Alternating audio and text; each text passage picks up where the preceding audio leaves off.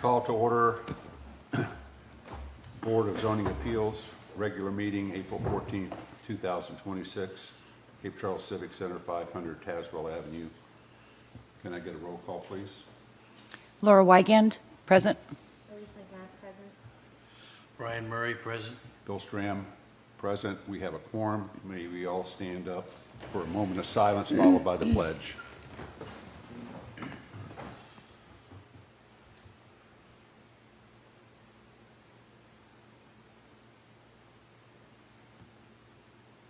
Join me in the pledge.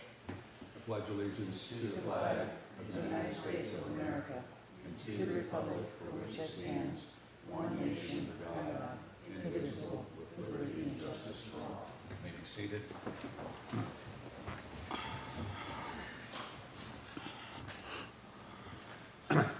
This agenda is a little bit different, so we will go by the agenda. So do I have a motion to adopt the agenda as presented? So moved. I'll second. Okay, so we have a second and a motion and a second. All in favor say aye. Aye. Opposed, nay. All right, review and approval of minutes. I just want to say, please relook the spellings of names in there. There are a couple of names, your name for one, Jack, and also it's Brian Murray, not Brian Murphy. All right, there may be a couple of others. Any other comments, corrections to the minutes? No. Okay, so can I have a motion to approve the May, October, and December 2025 minutes? So moved. I have a Second. So I have a- Second with the changes. Okay, I have a motion and a second to approve the minutes. All in favor say aye. Aye. Opposed, nay. Ayes have it. New business. Application from Brad and Kimberly Goldstein for a variance from Accomack Plantation Planned Unit Development, Section 9.17, and Town Code, Chapter 32, Article 7, Section 32-186, Development Criteria for Resource Protection Areas, to allow for a patio to encroach into the Resource Protection Area, RPA. All right. So this is going to be a little bit more educational heavy. So if you have any questions, just jump in and cut me off and then ask your questions. So in 2025, the Department of Planning and Zoning received a notice of a possible zoning violation at 165 Sunset Boulevard. The alleged violation involved the unauthorized construction of a patio within the 50-foot landward portion of the resource protection area. I went out there and conducted a site inspection when we got this violation, and I verified that the violation had occurred. And following the violation's confirmation, a notice of violation was issued on January 28, 2026 to the property owner. The notice explained the nature of the infraction and listed the required corrective actions, specifically the complete removal of the patio encroaching into the RPA to be completed within 30 days of receipt, along with a $1,000 fine. Following the receipt of this notice of violation, the property owner, Kimberly Goldstein, contacted the Department of Planning and Zoning to schedule a meeting with the staff to discuss the violation and explore potential solutions that would not require the complete removal of the patio. After consulting with the staff, it was decided that instead of filing a formal appeal of a zoning administrator's decision, Ms. Goldstein would be better off submitting a variance application specifically requesting an exception from Accomack Plantation Planned Unit Development Section 9.17 and Town Code Chapter 32, Article 7, Section 32-186, Development Criteria for Resource Protection Areas, and Section 32-189C. So now that you have a little bit of the narrative, I'm going to give you some of the history of the property. So on July 27, 2022, developer Patrick Hand began the necessary approval processes with the Departments of Planning and Zoning and Building for constructing a single home on Lot 84 of the colony, later addressed as 165 Sunset Boulevard. After receiving said approvals from both the zoning administrator and building official, Patrick Hand started construction on his home. During construction, Jack, what was the date in that? July 27, 2022. 22. Yep. During construction, Patrick Hand transferred the property to Brad and Kimberly Goldstein on January 8th, 2024. And then notably, this dwelling was built to the maximum extent of the 50-foot landward RPA buffer, leaving no room for future improvements or expansion into the rear yard. And then I attached that site plan below. I know it's pretty small. And I also gave you an aerial map on the next page of just the property in general. Now we're going to get into a little bit of a background of the Chesapeake Bay Act. A key part of the Chesapeake Bay Preservation Act is the requirement for a 100-foot vegetative buffer measured from the water's edge, wetlands, or stream. This buffer is called the Resource Protection Area within the RPA. The 100-foot buffer is divided into a seaward 50 feet, which is closest to the water, and the landward 50 feet closest to the structure. Through an exception process, some development can occur in the landward 50 feet of the RPA, but never in the seaward 50 feet. And there is a little graphic there to break those two up into the front 50 and back 50. And then it is important to understand the history and requirements of the Chesapeake Bay Preservation Act as they relate to Cape Charles and the state's land use development rules. The goal of the act is to protect and improve water quality of the Chesapeake Bay, its tributaries, and other state waters by reducing the impact of human activities and enforcing the act, which defines and safeguards certain lands called Chesapeake Bay Preservation Areas. Improper use of development of these areas can significantly degrade water quality in the Chesapeake Bay and its tributaries. The Code of Virginia requires each locality to adopt a subdivision ordinance, which the town of Cape Charles completed on January 11, 1977. However, adopting a zoning ordinance is a permissive legislative action rather than a statutory obligation. If a locality chooses to adopt a zoning ordinance, the Code of Virginia outlines the necessary components and standards that must be followed. However, the town of Cape Charles did not consider adopting a zoning ordinance until after the state enacted the Chesapeake Bay Preservation Act in 1989, which was codified in the Code of Virginia sections 10.1-2100 and 10.1-2115. Under this law, each locality within the CBPA watershed was given a timeline to progressively adopt compliance measures, including the Chesapeake Bay Preservation Act Area Overlay District and MAP, with specific ordinance requirements for establishing the RPA, RMA, and intensely developed areas, also known as IDAs, of the CBPA.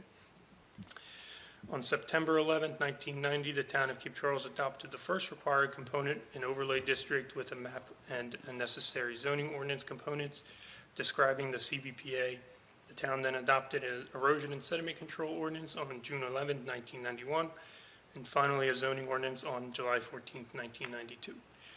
In the early 1990s, the town annexed land from the county, which led to the development and adoption of the Planned Unit Development, also known as the PUD Ordinance, and also known as the Accomack Plantation Planned Unit Development Ordinance on February 9, 1993.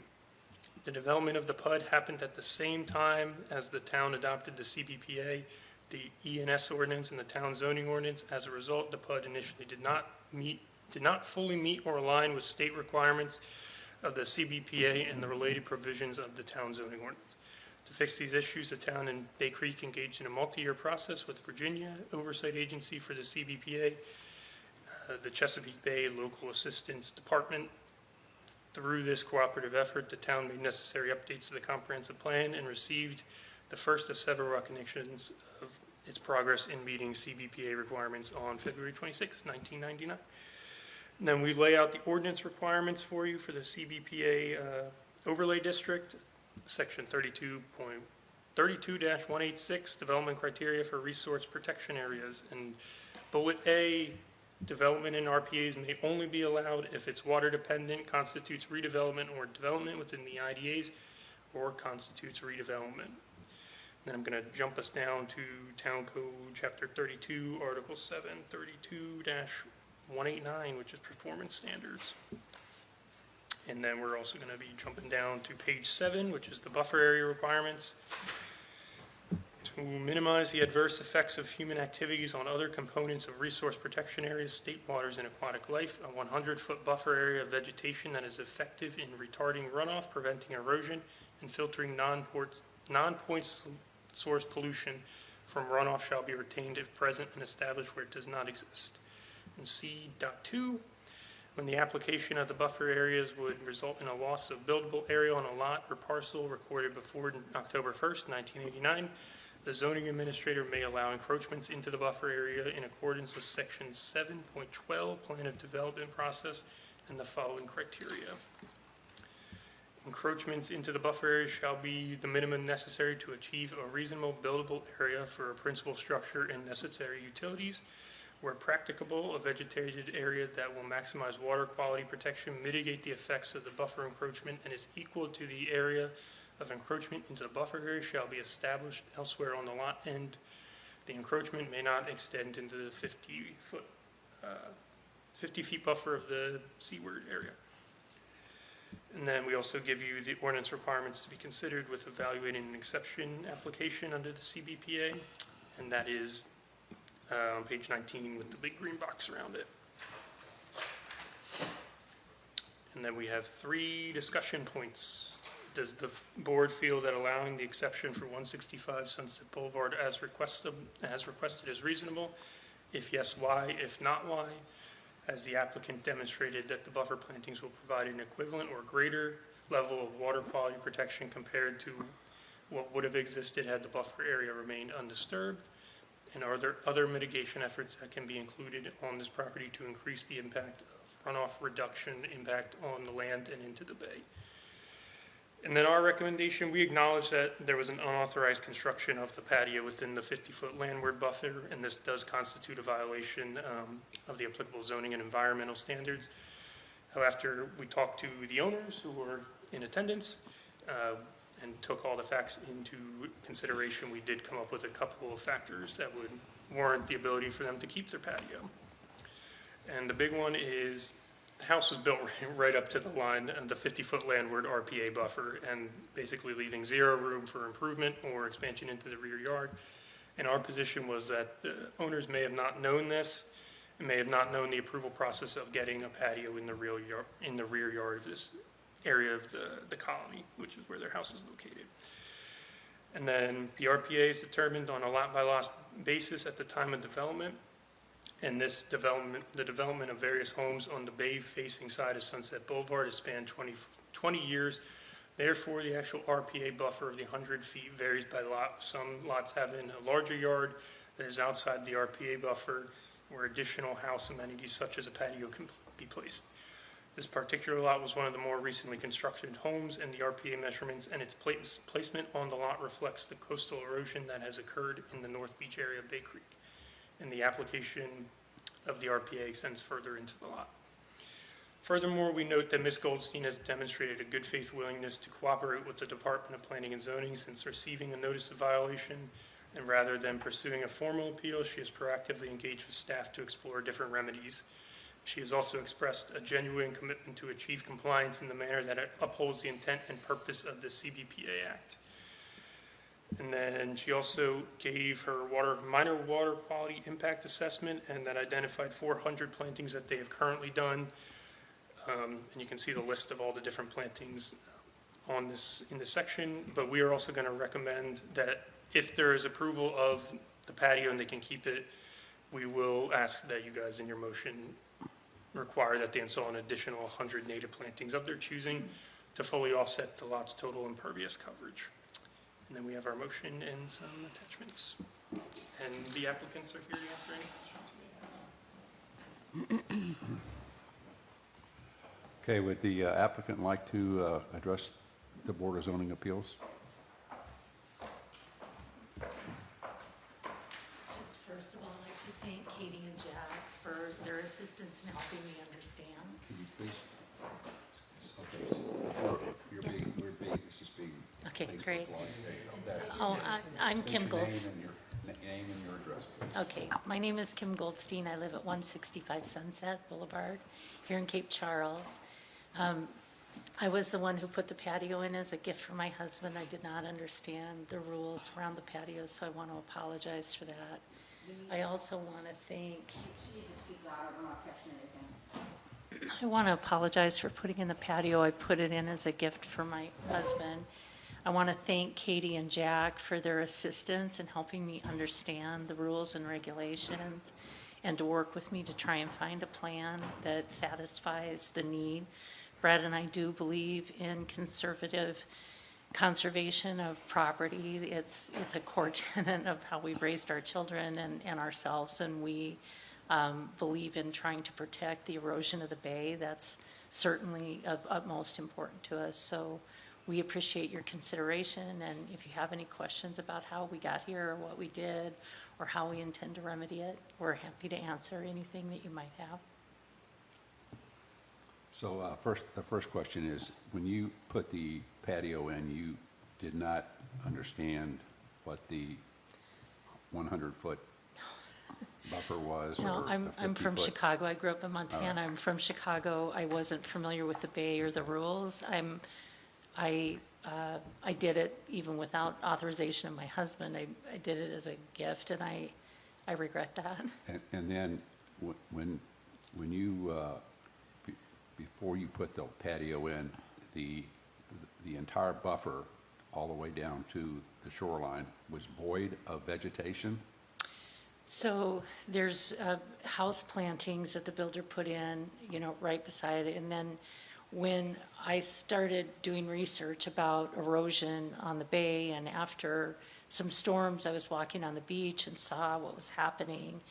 I contacted the Virginia Tech implanter, and they were telling me about the seagrass, and they were telling me about elephant grass and native grasses and how the roots system goes down. So I ordered a bunch of the plants, and I put them on our beachfront because our dune looked dead. During the next storm, we didn't really erode as much as everybody else, so I do believe that we can be an example of good behavior, putting in the appropriate plants and trying to help with what we can to protect the shoreline that we enjoy. So was that part of the 400 It plantings? was, Okay. yeah. Anybody else? Questions? When I- Go ahead. when the house was established up to the edge of the buffer zone, that was legal, that was approved, that was known by zoning in the city, and It was approved by zoning, yes. is that the standard practice over there to put You it? are allowed to build right to all the limitations of your lot, including the buffer of the RPA, yes. Okay, and that would be apparent on the closing documents on the site plan? I am not aware of what was provided in the closing documents to the Goldsteins. All I can say, when the house was approved for construction and a building permit was issued, that was part of the site plan that was provided to the builder. That's just pretty normal. Yes, and again, I have no idea what was provided in the closing to the new owners. Did you get a copy of the site plan when you bought the house?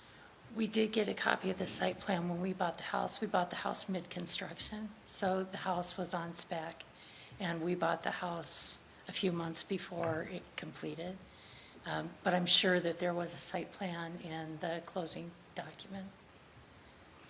And these are impermeable or permeable pavers, correct? There's some debate there, to be really honest. I mean, there's cracks in between them, and like if you dump a bucket of water on, it seeps through the patio. But it is a patio that was unauthorized, and I put it in. And there's no plans on like using any kind of chemicals, like Roundup or anything like that, to kill grass or whatever in between the pavers? That would No, I just potentially allow- actually went and, dug like the shovel. I do everything by hand and with a shovel. Okay. for And there's no weeding. plans on making like a pergola or anything like that over it? No, I've learned my lesson. Okay. I'm just going to plant plants. Katie, are you required to apply for a building permit before you put in pavers? No, not a building permit. Zoning clearance, yes. Okay. So if they would have come to zoning, you would have flagged that this wouldn't have been permitted? That's correct, and I would have encouraged them to apply for an exception under the Chesapeake Bay Act to you, to see if you would allow such a construction to occur. which would be a different application than we're looking at right now, because That's this is a, exactly the same application. The it's variance. a variance. And so, Exception is equal to a variance in the Chesapeake Bay parlance. okay, so the hardship, I mean, the hardship is the big key to getting a variance, correct? No. That's why we provided you the entire law of exceptions. And so you have certain criteria you need to be reviewing to determine if you should be granting this exception, which is in item C, numbers 1 through 5. Okay, Okay? thank you. You're I welcome. just asked a question. Yep. Thanks. Okay, in those exceptions, it says, granting the exception will not confer upon the applicant any special privileges which are denied by this article to other property owners in this overlay district. So the other property owners are denied the ability to build in the RPA. They're not denied, they have the ability to petition you to seek exceptions to the RPA. Okay, and number two, the exception is not based on conditions or circumstances that are self-created or self-imposed. These are self-created, this is a self-created patio, right? You're correct, she did construct the patio. Again, we do believe it was not out of any malice or intent to circumvent the law. She was truly unfamiliar and had just not been educated of what living in a coastal community and the requirements that govern it.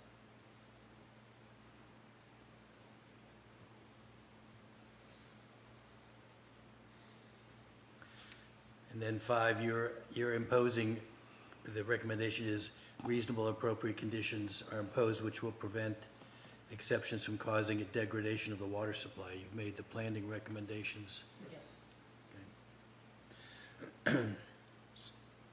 So are you agreeable to the additional 100 plantings that the zoning administrator? Absolutely. We'll do whatever you recommend or whatever is best practices to protect the shoreline.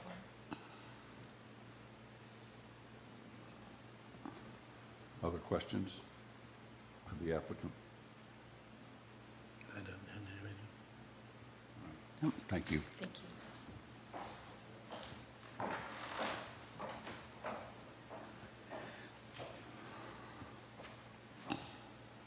Any questions to the zoning administrator? No. When you say the RPA is determined on a lot-by-lot basis, does this change with time and erosion? Yes. Because it's based upon, your starting point to measure it is from the average mean high water mark, and then you move 100 feet from there onto the property. So that is moving all the time as you have coastal storms and as it changes the beachfront. So, when a builder purchases a lot, the RPA may be 25 feet out, and when he's building 2 years later, you got lost 20 feet of shoreline and the RPA changes?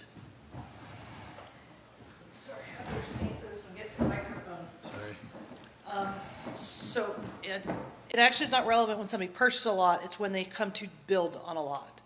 And so when they come in to build, they submit a site plan, and the provision under the state code is a site plan is valid for 5 years from date of approval.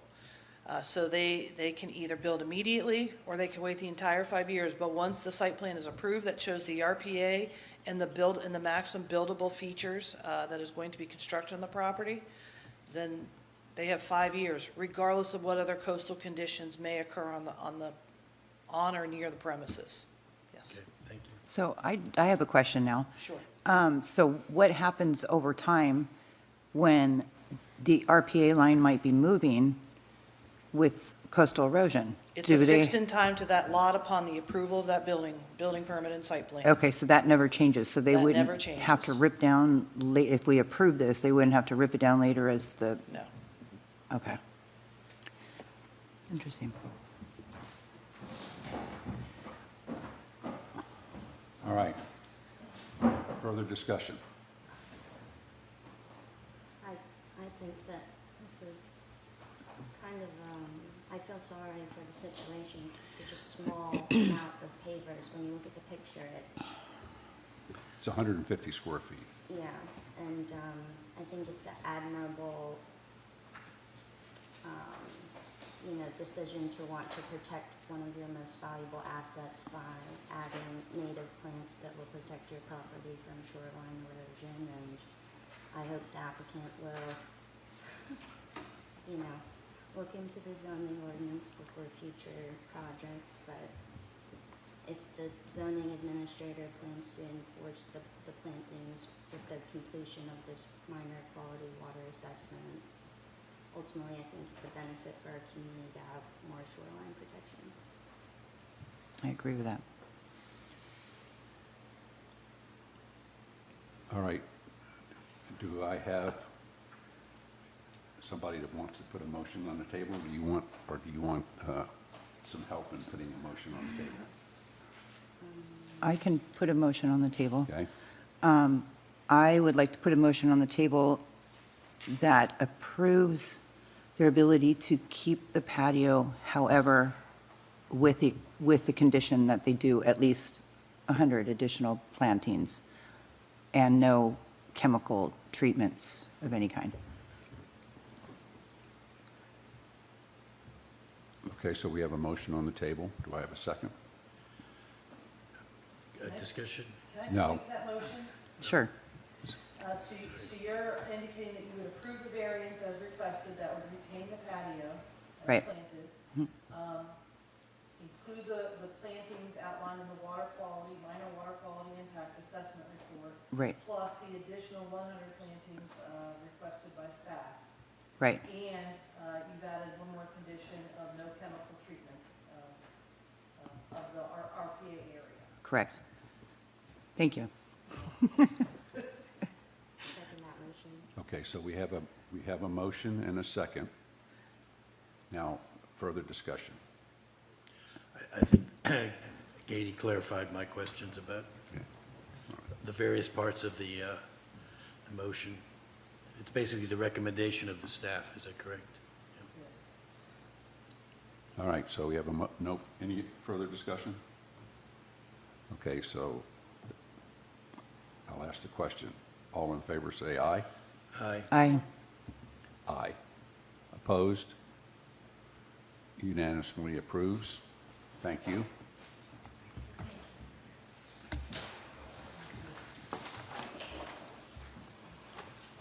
Other banners, review and amend BZA bylaws and rules of procedure. What page is that on? Shoot. 89?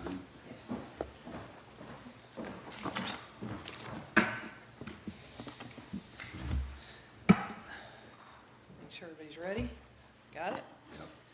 Okay, specifically, we added, per request from DEQ, when they came and did our audit of our Chesapeake Bay Preservation Program, they wanted us to ensure that we included a criteria requirement in your bylaws or board member manual that deals specifically with exceptions to the Chesapeake Bay Preservation Act overlay. That is shown starting on page 95 of this document. But in the process of adding that in, for those who don't know, we codified the town zoning ordinance. It is now part of the town code. So that's where you go find it now. Yay, it's easier to locate, and it's chapter 32 of the town code. We just updated those references, so it no longer has the old zoning ordinance section references, but actually the town code section references. We also updated the start of your regular meetings to now reflect your recent change to start at 9 a.m. And that's it. So with that said, I drive your attention to page 95, which is outlining how we deal with exceptions, or as you're more familiar, variances. But they are called exceptions under the Chesapeake Bay Act. I wish they would use the same terminology throughout the whole town code. They don't. Anyway, so that's all we're trying to do is add that whole section here so that every time we have a hearing, we can just pull basically this one pager for you guys to look at as to why you're trying to do something under what criteria. So with that said, I just need you to hopefully accept the changes to your board member manual. Everybody agree with that? Yes. Do I have any? Okay. All right, we're good to go? Yep, that's it. We don't need to take a vote on that, we just approve it. If you're good to go, you can take a vote, or you can tell me you're good to go, and I'll accept that. Yeah. So just get a, I move that we accept Katie's proposed changes to the Board of Zoning Appeals packet. okay, so a motion, do I have a second? Second. Motion and a second. All in favor, say aye. Aye. Opposed, nay. Carries. All right. And that's it. Okay, next meeting is May 12th at 9 a.m. Yes, as of now, we have no applications received, so give me another, I think we got another couple days for the deadline, but I don't see anything percolating through the system, so you'll probably get that one not canceled for you. Thank you. So do I have a motion to adjourn? So moved. Do I have a second? Second. All in favor? Aye. Aye. Thank you very much.